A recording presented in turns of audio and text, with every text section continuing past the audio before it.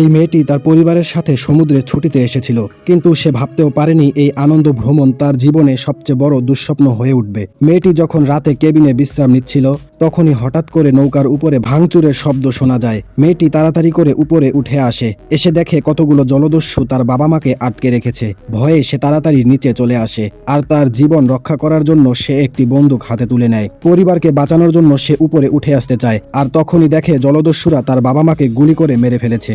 জলদস্যুরা চলে যাওয়ার সময় নৌকায় আগুন লাগিয়ে দিয়ে যায়। মেয়েটি দ্রুত বাহিরে বেরিয়ে আসে এবং আগুন নেভানোর জন্য চেষ্টা করতে থাকে। আগুন নেভাতে পারলেও মেয়েটি দেখে তার প্রিয় মা আর এই দুনিয়াতে নেই। নিমিষে ছুটির আনন্দ যেন হয়ে ওঠে এক বেদনাদায়ক বিচ্ছেদে। কিন্তু মেয়েটি ছিল অনেক সাহসী, সে তার বাঁচার আশা হারায়নি। মেয়েটি তাড়াতাড়ি কেবিনে গিয়ে কিছু পোড়া যন্ত্রপাতি নিয়ে আসে আর সেগুলোকে ঠিক করার চেষ্টা করে, কিন্তু তা সবই ছিল অকেজো। ঠিক তখনই নৌকায় একটি শব্দ হয়।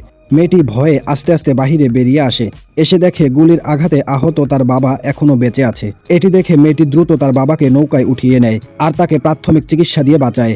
ঠিক তখনই মেয়েটির বাবা তাকে বলে নৌকার পালটি তুলে দিতে, না হলে নৌকাটি স্রোতের টানে হারিয়ে যাবে। মেয়েটি দুর্বল থাকার কারণে নৌকার পালটি তুলতে পারে না। কেবিনে বিশ্রাম নেওয়ার সময় মেয়েটির চোখে পড়ে একটি পুরনো অ্যালবাম, এবং যা দেখে সে পুরোপুরি স্তব্ধ হয়ে যায়।